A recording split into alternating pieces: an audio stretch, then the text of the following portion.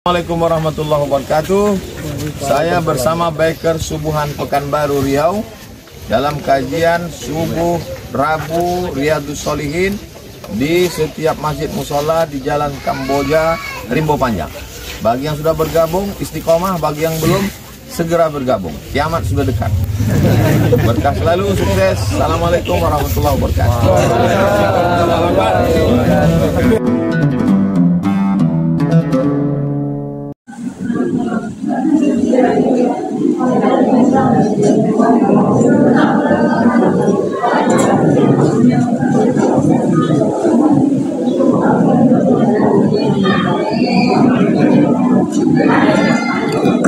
Assalamualaikum warahmatullahi wabarakatuh.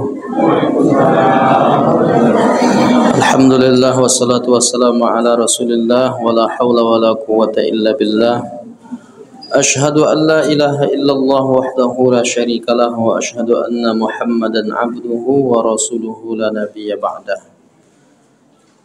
Jamaah yang dimuliakan Allah Subhanahu wa taala, mengawali majelis kita malam ini kita bertahmid alhamdulillahirabbil alamin. Dengan izin Allah taala kita bertemu kembali dalam kajian ba'da maghrib setiap hari Senin kedua dan ketiga bersama saya. Pembahasannya tentang fikih ibadah, yang pada pertemuan sebelum ini kita membahas hal-hal yang membatalkan sholat.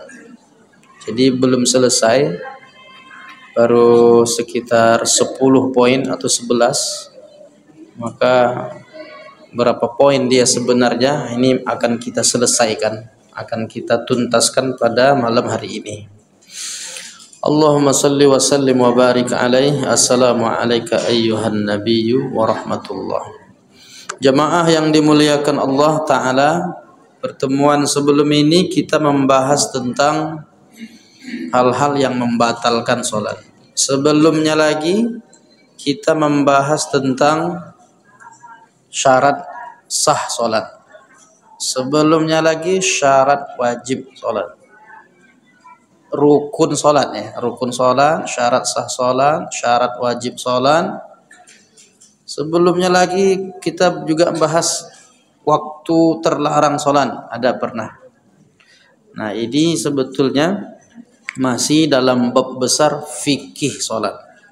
Jadi kalau kita membahas fikih sholat itu rincian-rincian kajiannya ya seputar syarat wajib, syarat sah, hal-hal yang membatalkan sholat, rukun sholat, fardu sholat, wajib sholat. Itu istilah-istilah yang disebutkan para ulama kita.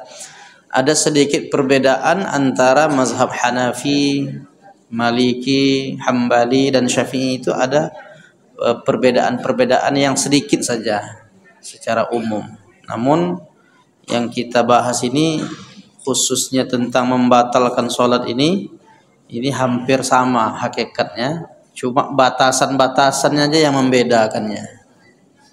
Misalnya tentang terbuka aurat. Nah itu dalam mazhab Maliki mutlak, asal terbuka aurat langsung batal sholat. Tapi dalam mazhab Syafi'i nanti kalau dia terbuka tak sengaja bisa ditutup cepat. Kena angin, bukan kita yang menyengaja, kena angin tersingkap, tutup segera, maka sholatnya tak batal. Tapi dalam mazhab Maliki asalkan sudah terbuka dia, maka walaupun sengaja tak sengaja sama saja tetap batal. Jadi ada perbedaan-perbedaan yang seperti itu biasanya yang disebutkan oleh para ulama. Nah, mengingatkan materi kita sebelum ini yang kemarin pada pertemuan hari Senin yang lalu, apa saja hal-hal yang membatalkan sholat? Satu, makan dan minum. Jelas kalau makan dan minum sedang sholat ya batal. Makanya disebut permulaan sholat itu takbiratul ihram. Kenapa disebut takbiratul ihram? Takbir yang setelah takbir ini berlaku larangan. Sebelum sholat boleh makan, boleh minum. Setelah takbiratul ihram dilarang makan dan minum. Nah, jadi makanya Nabi sebutkan inna fis salati lasyughlan. Sesungguhnya dalam salat itu ada kesibukan tersendiri. Yang itu sudah diatur apa-apa saja. Nah, selain itu bisa merusak bahkan membatalkan salatnya. Jadi yang diizinkan di dalam salat itu saja yang kita kerjakan. Di luar dari yang ditetapkan maka perlu berhati-hati. Di antaranya masalah makan dan minum. Yang kedua, berbicara. Berbicara dalam sholat dia tidak diperkenankan, membatalkan. Walaupun dulu sahabat Nabi pernah berbicara di dalam sholat. Tapi karena kejadian itulah makanya turun ayat Surah Al-Baqarah ayat 238 itu, apa kata Allah Ta'ala? Wa qumu lillahi qanitin. Maka berdirilah engkau melaksanakan salat dalam keadaan tunduk, dalam keadaan diam, maksudnya tidak berbicara. Jadi laksanakan salat itu dengan khusyuk. Maka tidak boleh ada pembicaraan ungkapan-ungkapan harian kita. Ya, ucapan berbicara ngobrol seperti biasa begini ya tak boleh dalam salat. Itu disebutkan di poin yang kedua. Bahkan Nabi mengatakan juga inna hadhihi shalah la yasluhu fiha syai'un min kalamin nas. Sesungguhnya salat ini tidak pantas ada ucapan manusia, percakapan manusia. Ngobrol-ngobrol urusan duniawi kita secara umum seperti yang kita ketahui itu tak diperkenankan. Tapi ada ucapan-ucapan khusus. Makanya definisi salat aqwalun wa af'alun, ucapan-ucapan, perbuatan-perbuatan diawali dengan takbir, diakhiri dengan salam. Itu definisi salat. Jadi ucapannya ditentukan, bukan ucapan biasa, tapi dia bersifat doa, pujian-pujian kepada Allah, dan tasbih-tasbih mensucikan Allah dan lain sebagainya.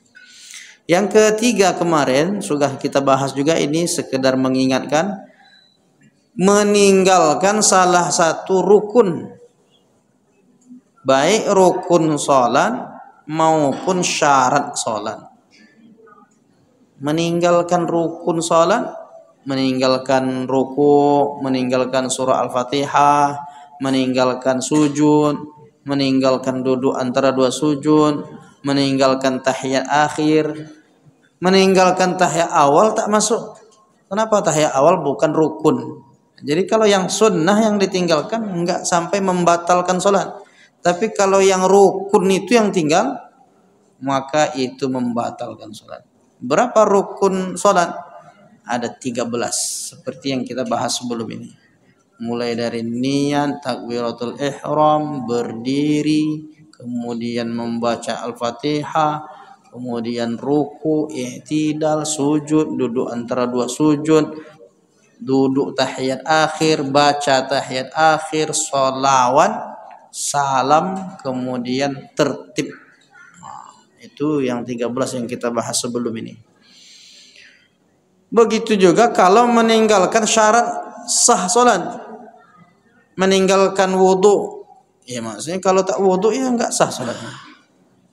Meninggalkan maksudnya tidak memenuhi syarat, tidak menghadap kiblat, nah itu tidak sah salatnya.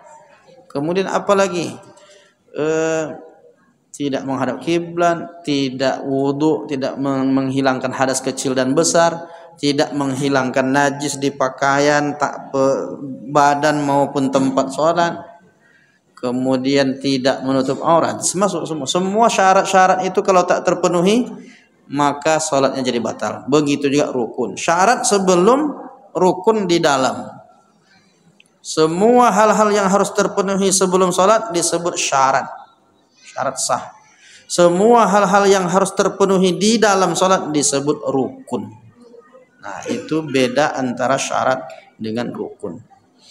Yang keempat, banyak melakukan gerakan. Ini yang kadang-kadang biasa terjadi. Di sebahagian orang anggap remeh dia masalah gerakan ini. Disangkanya gerakan-gerakan tuh boleh-boleh aja. Gerakan sedikit nggak apa-apa.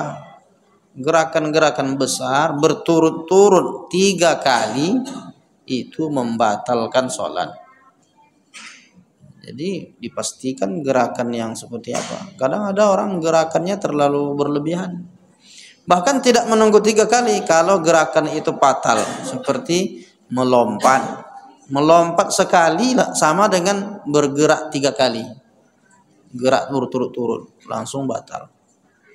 Nah, itu disebutkan para ulama. Maka hadis tentang tidak boleh bergerak banyak dalam sholat ini, kata Nabi, uskunu fis sholah, berlaku tenanglah dalam sholat. Jadi dia tenang. Tapi memang sholat yang tenang itu sholat orang Indonesia. Kalau kita bandingkan itu kan, itu kalau orang di Mekah kita tengok macam-macam cara orang sholat tuh. Kita heran kita jadinya. Sempat juga dalam sholat tuh HP berdering itu diangkat ya. Itu kan aneh itu bagi kita kan. Sebentar sedang sholat nih katanya, sholat lanjut lagi. Kalau kita kan itu sudah masalah itu. Dia tak semua orang yang datang ke sana tuh dia udah kenal Islam dengan baik, udah ngaji. Mungkin orang-orang baru bertaubat dia tak pernah sholat sama ini, diajak dia umroh kan. Sampai sana disangkanya boleh ngobrol dalam sholat. Bisa jadi terjadi. Makanya jangan jadi ukuran asalkan di Mekah itu udah betul semua gitu. Orang sekarang mengukurnya tuh ini di Mekah gitu. Bukan itu menjadi acuan kita. Yang acuan tuh ilmu dasar-dasarnya baik dari Al-Qur'an maupun sunnah Rasulullah sallallahu alaihi wasallam. Jadi itu gerakan banyak. Yang kelima, yang tak boleh yang menyebabkan batal tuh tertawa. Tertawa, apalagi tertawa terbahak-bahak. Tetapi kalau berwudu, kata Nabi, orang tertawa berwudu, wudu enggak batal. Tapi kalau sedang sholat tertawa batal sholat. Nabi mengatakan al-qahqatu tanqudus shalah wala tanqudul wudu.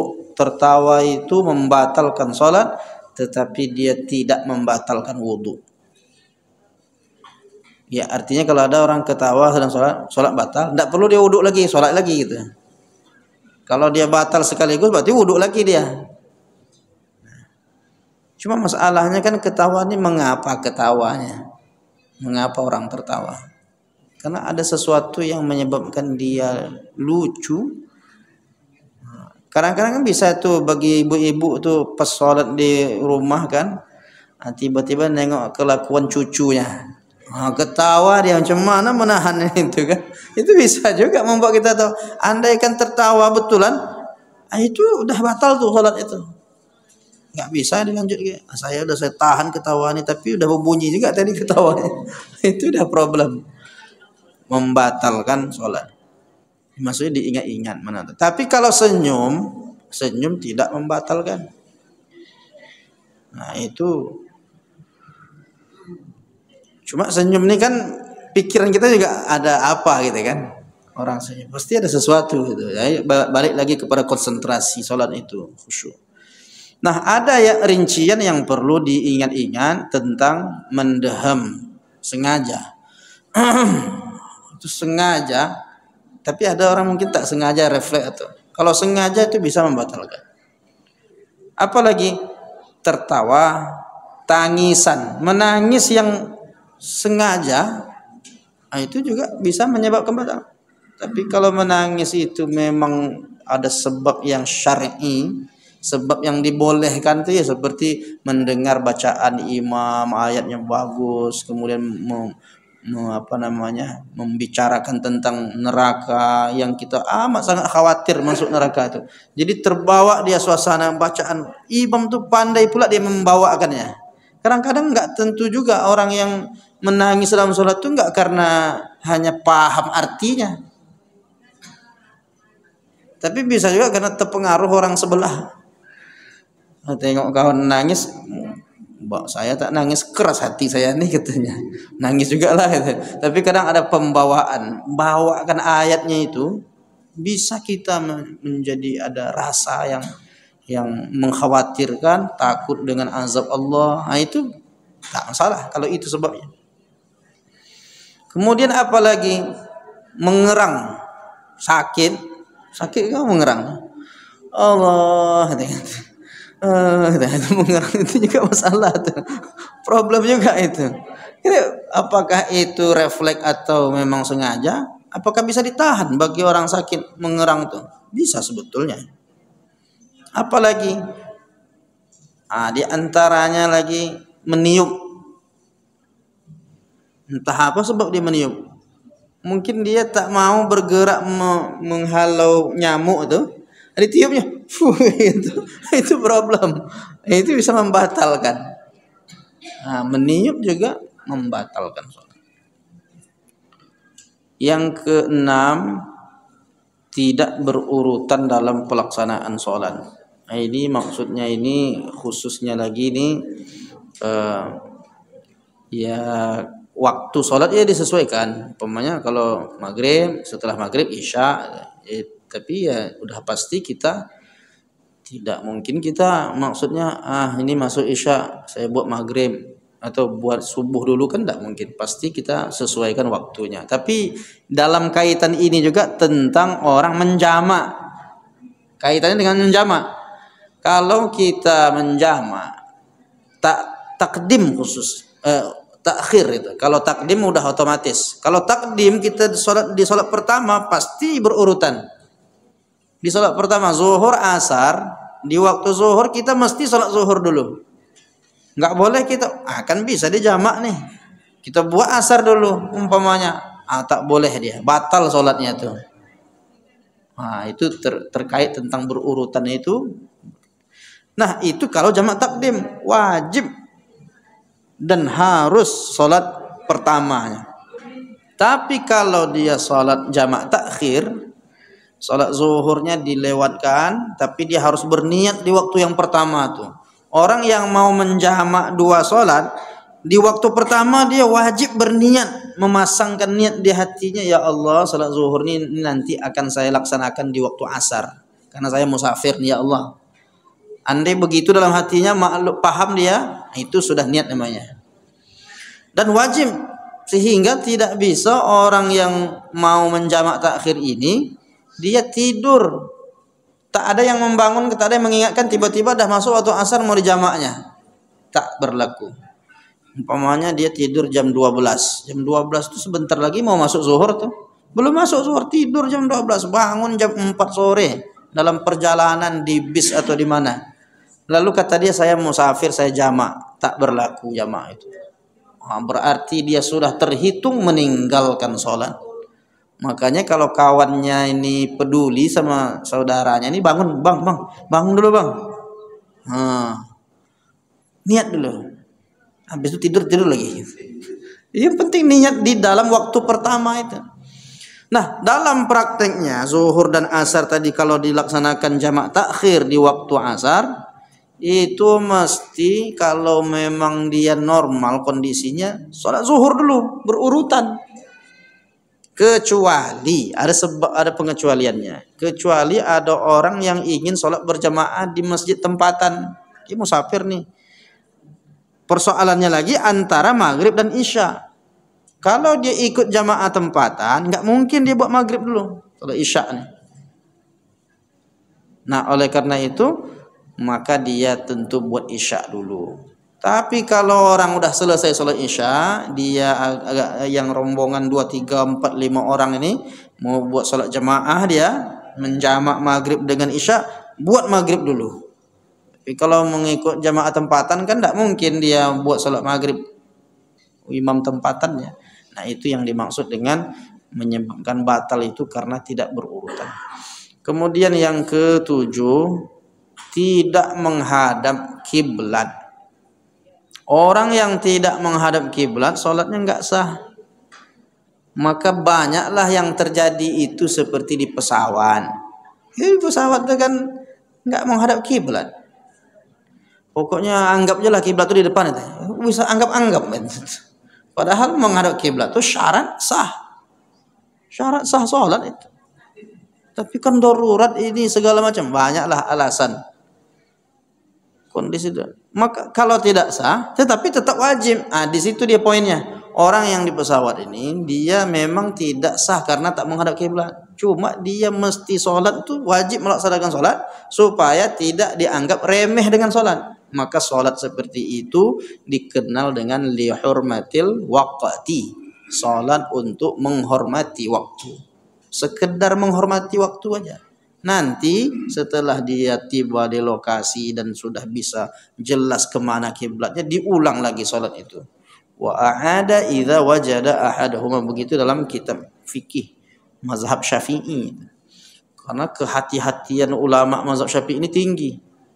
Kalau dia tinggalkan, ini sia-sia aja saya sholat di pesawat nih, nggak sah juga, nggak menghadap kiblat, ditinggalkannya sholat, berdosa dia meninggalkan sholat. Terus gimana?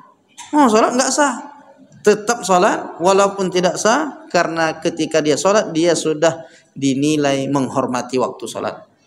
Dan karena memang tidak sah mesti diulang, maka diulang lagi. Jadi dia sudah siapkan dua kemungkinan ya, tetap sholat dan tetap diganti sebagai upaya untuk menutupi bahwa sholat yang pertama tadi tidak sah disebabkan tidak memenuhi syarat, atau secara fikihnya dia kalau tak menghadap kiblat memang membatalkan sholat. Nah, yang penting juga orang yang sedang sholat ini bisa juga tidak menghadap kiblat, awalnya menghadap kiblat. Umpamanya sholat normal ini, waktu mengucapkan salam dia menoleh ke kanan sambil menggerakkan bahunya, itu bisa membatalkan sholat. Ini masuk hal yang betul. Assalamualaikum. Padahal yang ditoleh itu kan cuma kepalanya, menoleh. Bahunya jangan dibawa, karena dia belum selesai sholat. Sampai warahmatullah, assalamualaikum. Kalau setelah itu memang sudah selesai sholatnya. Salam pertama itu yang rukun, salam kedua ini sunnah. Tapi perlu diingat-ingat, mana tahu ada orang menganggap remeh tentang menghadap kiblat ini, maka waktu salam itu dia badannya sudah tak menghadap ke kiblat, maka otomatis sholatnya menjadi batal. Yang ketujuh, tidak menghadap kiblat. Yang kedelapan, terbuka aurat. Nah, di sini ada rincian. Dijelaskan oleh Syekh Zainuddin Al-Malibari dalam kitab Fathul Mu'in. Ini kitab ini kita ajarkan di pondok pesantren kita. Ini kitab lanjutan. Dia kalau kitab yang ringan itu Al-Ghayah wa Taqrib, kitab fikih dasar. Naik dia nanti ke Fathul Qarib. Naik di level ketiga itu Fathul Mu'in, Syekh Zainuddin Al-Malibari. Dijelaskan rinciannya di sini. Bila seseorang sedang melaksanakan sholat, tiba-tiba terbuka auratnya, maka sholatnya otomatis menjadi batal. Maksudnya bila terbuka dalam waktu yang lama. Kalau terbukanya sekilas langsung ditutup lagi, menurut mazhab Syafi'i dan Hambali tidak batal sholatnya. Nah, itu disebutkan wal kishafu auratun illa an kasyafaha rihun. Nah, jadi terbuka aurat kecuali bila tertiup angin dan segera menutupinya. Jadi yang berat memang mazhab Maliki. Tadi sudah kita singgung di awal tadi. Kalau dalam mazhab Maliki secepat apapun dia nutupnya itu batal sudah tuh. Itu yang kedelapan. Yang kesembilan, mengalami hadas kecil dan hadas besar. Yaitu kalau orang sedang sholat tiba-tiba dia pipis atau dia buang angin, itu kan otomatis sholatnya batal. Nah, ini jelas-jelas kata Nabi, idza fasa ahadukum fis shalah falyansarif falyatawadda wa ab'id salatahu. Jadi kalau ada orang buang angin ketika sholat, maka keluarlah, katanya orang yang apa tadi, keluarlah dan berwuduklah dan hendaklah dia mengulangi sholatnya. Jadi ada jemaah nanya dulu, di sini atau di masjid mana tuh? Di sini kayaknya. Ustaz, saya sholat udah 2 rakaat, buang angin, terus saya wudhu, sholatnya sholat isya. Apakah saya masuk lagi lanjutkan rakaat ketiga, katanya tuh. Ada kemarin tuh, salah di mana, masjid mana tuh, beberapa waktu yang lalu. Ini dia dalilnya nih, hadisnya. Ngulang dari awal karena batal sholatnya tadi itu, yang 2 rakaat tadi itu udah batal, nggak bisa lanjutkan. Tapi ada sholat itu sudah selesai 2 rakaat, dia sholat terlupa dia, maka dia memang tidak batal wudhunya, dia bisa lanjutkan lagi. Seperti di masa Nabi sholat zuhur 2 rakaat, padahal sholat zuhur itu kan 4 rakaat. Nabi pernah sholat zuhur 2 rakaat. Ditanyalah oleh sahabat, "Akussiratis salat am nasita ya Rasulullah?" Apakah sholat ini sengaja diringkas jadi 2 rakaat saja ya Rasulullah? Atau engkau lupa ya Rasulullah? Kata Nabi, kullun lam yakun. Kedua-dua yang engkau tanyakan tak terjadi. Saya tidak mengkosor sholat, saya tidak lupa. Nabi yakin bahwa sholat itu memang 4. Padahal Nabi melaksanakannya 2 rakaat. Itu memang Allah yang melupakan Nabi sengaja supaya menjadi tuntunan bagi umatnya nanti kalau lupa bagaimana caranya. Rupanya pernah Allah melupakan Nabi, maksudnya sengaja membuat Nabi lupa supaya jadi pelajaran bagi kita. Kalau kita lupa beginilah solusinya. Nah, apa yang terjadi? Setelah Nabi mengatakan kedua-duanya tak terjadi, apa kata sahabat? Qad kana ba'du dzalika ya Rasulullah. Salah satu yang saya sebut tadi itu telah terjadi ya Rasulullah. Maksudnya gimana tuh? Kalau tidak sengaja mengkosor berarti memang terlupa. Sebetulnya sahabat tuh mau nyebut, berarti engkau lupa nih ya Rasulullah, cuma tak sampai hati dia nyebut. Karena adab dia kan kepada Nabi itu. Apakah sengaja dikosor salat nih ya Rasulullah atau engkau lupa? Kedua-duanya tak terjadi kata Nabi. Kalau begitu berarti engkau lupa. Kalau itu kan memponis Nabi lupa itu. Tapi sahabat tak begitu menyebutnya. Salah satu yang saya sebut tadi itu ya Rasulullah telah terjadi. Kalau memang bukan sengaja mengkosor, berarti Nabi lupa. Dan akhirnya Nabi pun menyadarinya. Dan Nabi memastikan. Karena dia yakin sholat itu 4 rakaat. Apa kata Nabi? As-sadaqa dzul yadain. Apakah benar yang disampaikan oleh dzul yadain ini? Kata sahabat, na'am ya Rasul. Tanya lagi kesaksian. Rupanya betul-betul sholat 2 rakaat. Nah, apa yang dilakukan Nabi? Padahal udah sempat ngobrol tuh. Nabi mengajak jamaah kaum muslimin, mari kita berdiri melanjutkan 2 rakaat berikutnya. Tidak diulang dari awal. Kalau begitu kasusnya lanjutkan. Tapi kalau buang angin ini tidak bisa dilanjutkan lagi.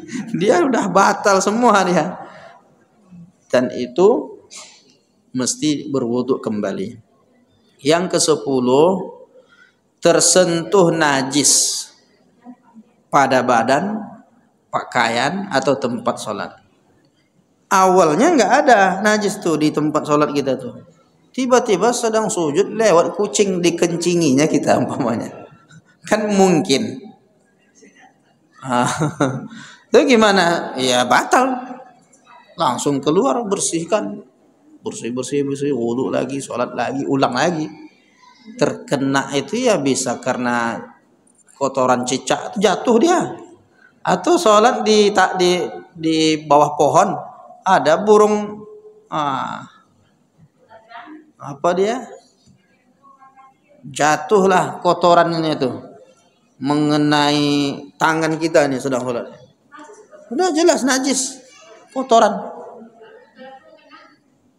Telekung pakaian termasuk, mau telekung mau yang kita namanya pakaian yang sedang kita pakai atau menyentuh badan langsung atau tempat sholat, tidak kena kita tapi tempat sujud kita tuh, itu batal sholatnya. Ya pokoknya kalau sekitar itu, kalau sebetulnya pindah bisa saja, tapi kalau terkena itu di situ memang banyak, kalau pindah lebih pula 3 kali udah repot, ya udah batal lah sholatnya itu. Jadi intinya lebih diusahakan untuk mengulang karena kondisi terkena najisnya. Wa thiyabaka fatahhir, begitu kata Allah dalam Al-Qur'an. Yang ke-11. Di sini kemarin nih pembahasan kita nih, yang ke-11. Berubah niat. Tiba-tiba kita dalam sholat tuh niatnya saya nanti aja lah sholatnya. Padahal dia udah niat dari awal tadi. Kenapa pula saya sholat sekarang? Bagusnya nanti aja lah sekalian di jamak katanya umpamanya. Kenapa saya sholat sekarang ya? Bagus saya jamak. Berubah niat itu otomatis batal sholatnya. Makanya jangan memikirkan sholat itu tidak pas sekarang gitu. Bagusnya besok atau nanti atau bagaimana. Pokoknya merubah niat itu otomatis menyebabkan sholat menjadi batal. Apalagi berubah niatnya menjadi murtad. Sedang sholat itu rupanya sebelum sholat tadi ada orang yang mempengaruhinya. Islam ini tak betul ini, Muhammad tuh pembohong, segala macam lah umpamanya, diprovokasinya dia untuk meninggalkan Islam. Tapi dia belum mau keluar Islam, cuma ragu-ragu aja. Sholat juga, sedang sholat tuh, bagusnya aku murtad aja lah katanya. Batal sholat. Andai ini kan berandai-andai, dia kan fikih itu banyak andai-andainya Pak. Andai begini gimana? Dan mungkin terjadi. Andai begini gimana? Merubah niat. Di sini dijelaskan, salat menjadi batal kata Syekh Zainuddin Al-Malibari, baik salat wajib maupun salat sunnah apabila berniat memutuskan salat. Niat memutuskan salat atau menggantungkannya pada sesuatu. Macam ada tamu tadi Bu ya. Gimana salat ada tamu, putus enggak ya? Berhenti aja lah salatnya. Payah nanti naik. Udah batal tuh. Karena dia sudah mengganggu konsentrasi dia untuk melanjutkan niat sholatnya. Kalau dia berniat memutuskan, otomatis bisa batal sholat itu. Walaupun pada sesuatu yang mustahil menurut adat. Ya, misalnya kalau begini-begini maka begini-begini, kan ada orang mungkin tak masuk ya logika dia mungkin kan. Tetapi kalau dia itu niatnya memutuskan sholat, kalau begini maka tak perlulah aku sholat. Andaikan datanglah kawan itu, bagus aku tak usah sholat aja. Walaupun tak datang ya, atau dia berandai-andai seperti itu menyebabkan sholat batal. Inilah tambahannya ini. Yang ke-12, yang kemarin kita baru sampai 11. Ini tambahannya, mengucapkan salam dengan sengaja. Sedang sholat, assalamualaikum warahmatullahi. Ada kebutuhannya saat sedang berdiri atau sedang ruku mungkin itu diucapkan salam, maka otomatis salatnya menjadi batal. Miftahus shalah at-tuhur wa tahrimuha at-takbir wa tahliluha at-taslim. Pembuka salat itu, memulai salat itu mesti dengan wudu dulu, karena idza qumtum ila shalah fagsilu wujuhakum. Kalau mau salat berwudu dulu, suci dari hadas kecil. Nah, wa tahrimuha wa tahliluha at-taslim, dan penghabisan salat itu adalah salam. Jadi kalau umpamanya belum waktunya salam, tiba-tiba kita udah salam, udah putus salat itu. Belum selesai, tetapi salatnya sudah batal.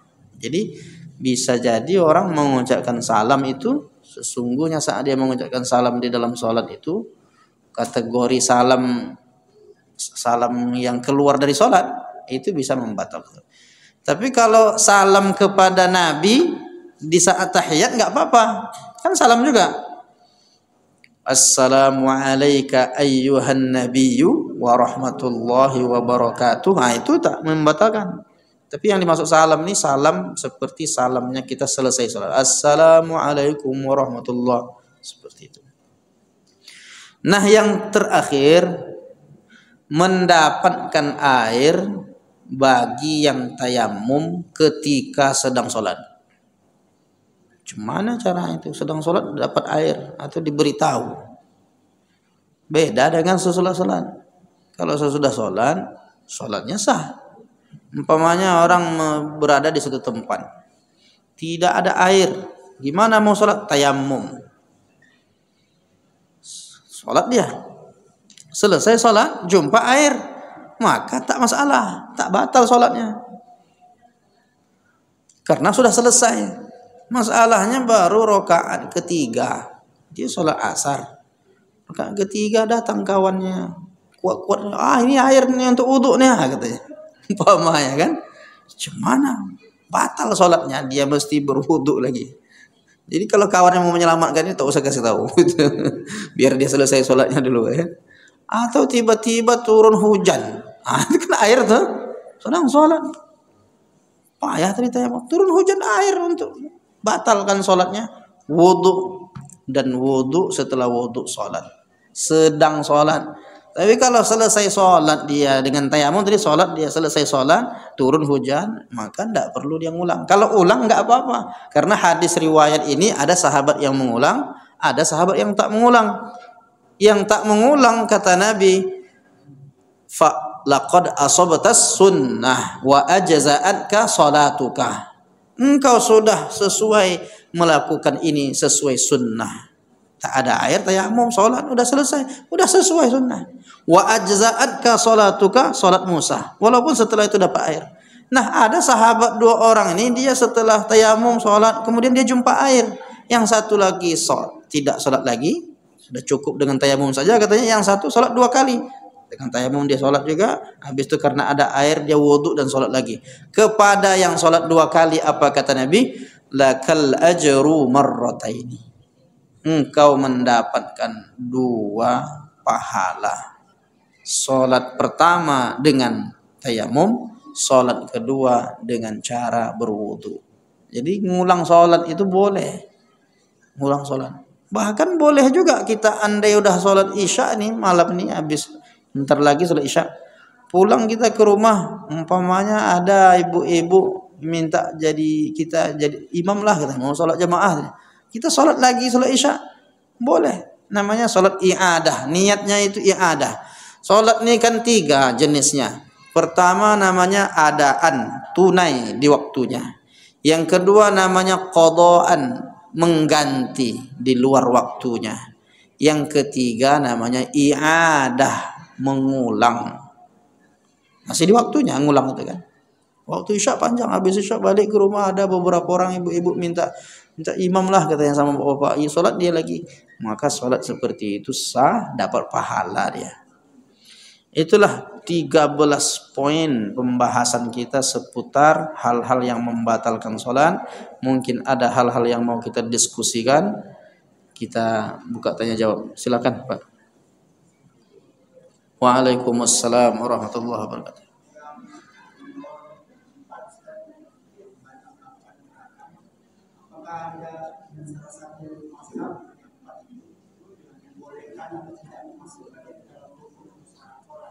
Iya.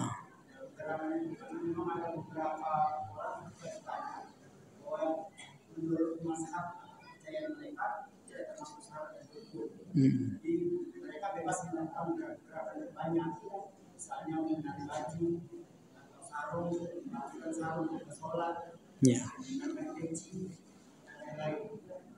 Terus yang tanya selanjutnya, kalau menguap yang pakai nada misalnya panjang, Iya. dua kata. Iya, iya. Kalau sudah berlebih itu bisa membatalkan sholat. Iya. Terus yang tidak menghadap kiblat, misalnya posisinya ketika di dalam pesawat tadi, apakah memang ketika kita mendarat itu harus pulang dari bandara? Iya.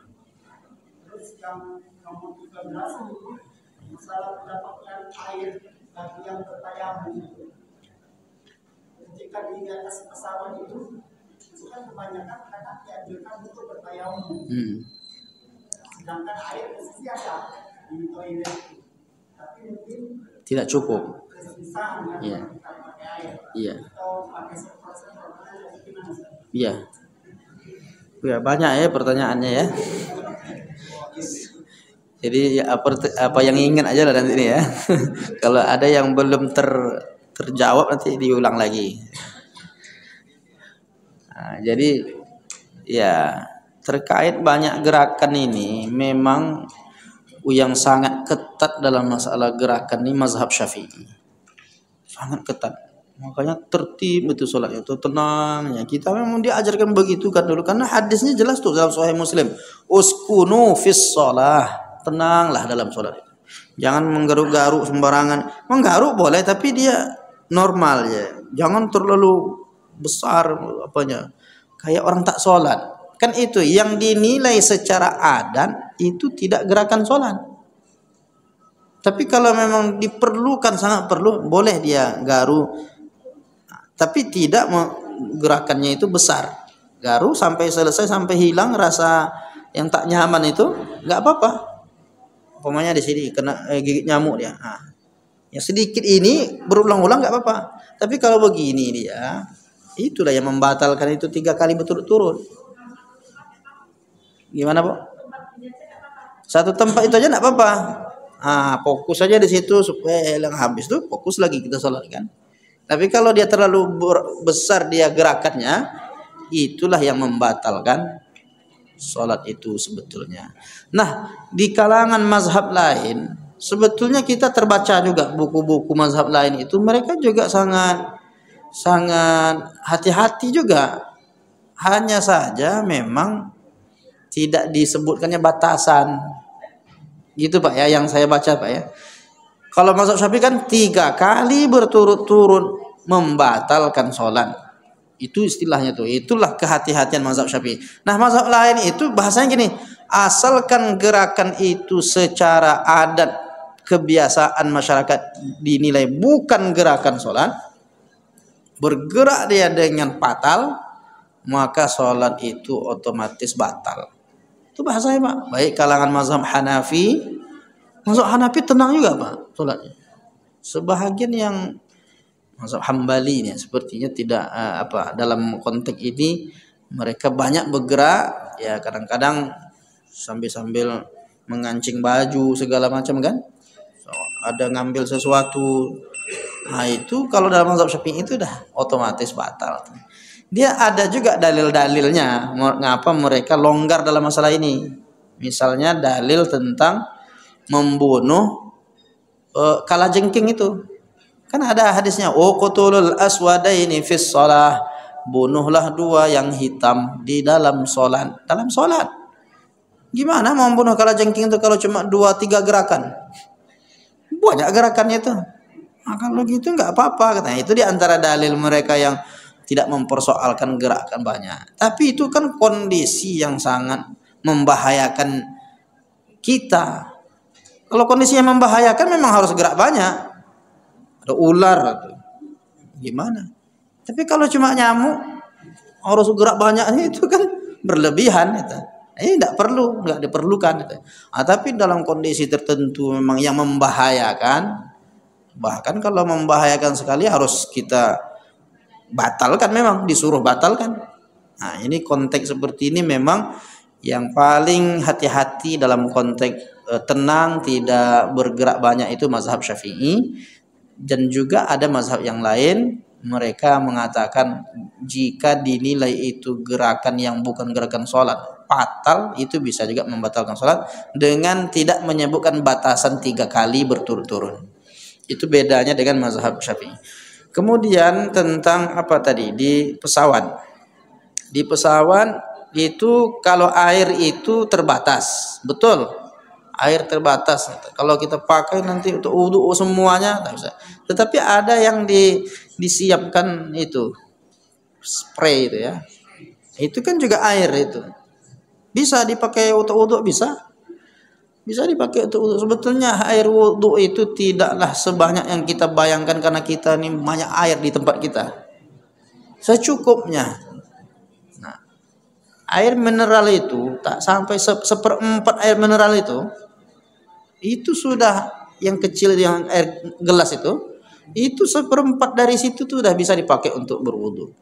Yang penting dia basah, mengenai wajahnya, tangannya sampai ke siku, ke usap bahagian dari kepala, kaki. Itu yang wajib tuh. Adapun telinga dengan kumur-kumur itu enggak wajib. Bersih hidung segala macam. Nah maka ini kalau sekedar untuk sah wudunya sudah sah wudu. Nah cuma mungkin ada yang tidak menyiapkan itu maka disuruh tayamum. Bagi yang memang tidak menyiapkan untuk berwudu air, tidak ada air maka bertayamum.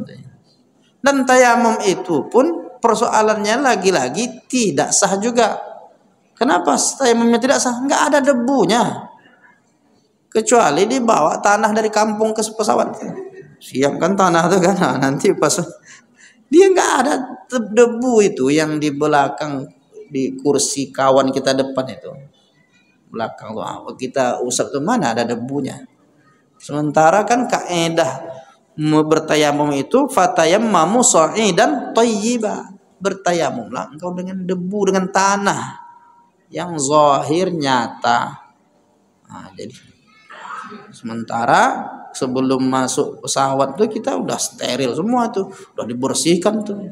Kok dibiarkan debu-debu kan nggak mungkin. Harus ada pembersihan. Nah, jadi itu terkait tentang itu. Apakah nanti setelah tiba di lokasi dah turun dia ulang sholatnya? Iya, diulang. Kenapa? Enggak memenuhi syarat sah. Tapi wajib gitu. Dia enggak memenuhi syarat sah, cuma melaksanakan sholat seperti itu dalam keadaan tak memenuhi syarat itu wajib. Kenapa? Karena dulu sahabat Nabi pernah dalam kondisi tertentu waktu mencari kalungnya Aisyah yang hilang, waktu udah mau habis, fasallu mereka salat bi ghairil wudu, tanpa wudu. Jadi itu dalilnya itu orang dalam kondisi itu air tak ada, debu pun tak ada, ya udah salat aja. Andai tak ada tanah, tidak ada juga air, kan tak ada lagi itu, salat aja, tetap salat. Jadi sebetulnya yang tayamum itu hakikatnya sama dengan tidak itu. Tayamum pun kita itu debunya juga tidak ada. Tetapi sholatnya tetap wajib. Namanya disebut faqidut tahuraini. Orang yang kehilangan dua alat bersuci. Orang yang kehilangan dua alat bersuci ini maksudnya orang yang tidak menemukan air, tidak menemukan debu. Wa man lam yajid ma'an wala turaban shalla li hurmatil waqti. Siapa yang tidak menemukan air, tidak menemukan debu, maka dia tetap sholat, tetap wajib sholat untuk menghormati waktu. Wa a'ada idza wajada ahadahuma. Itu kata Imam Nawawi. Dan mesti mengulang kembali sholat yang dia sudah laksanakan itu setelah menemukan satu di antara keduanya. Dah jumpa air, atau andai tak jumpa air, debunya udah ada, maka dia bertayamum atau berwudu, dia kemudian sholat lagi. Atau dia tak memenuhi menghadap kiblat, mungkin wudunya dah sempurna, kiblatnya tidak mengarah ke kiblat, jadi sholat aja dia di situ dalam keadaan tak menghadap kiblat. Cuma nanti setelah tiba di tujuan dia sholat kembali menghadap kiblat betulan dia. Atau tidak memenuhi rukun, dia mampu sebetulnya sujud seperti biasa, cuma di pesawat gimana mau sujud, makanya dia sujud cuma nundukkan sami Allahu liman hamidah, ruku sami Allahu liman hamidah, kemudian agak tunduk sedikit lagi sujudnya. Itu kan enggak memenuhi rukun sebetulnya. Maka sholat yang seperti itu yang harus diulang kembali. Gitu tadi Pak ya pertanyaannya tadi itu. Terus apa yang belum terjawab tadi itu? Udah alhamdulillah ya Pak.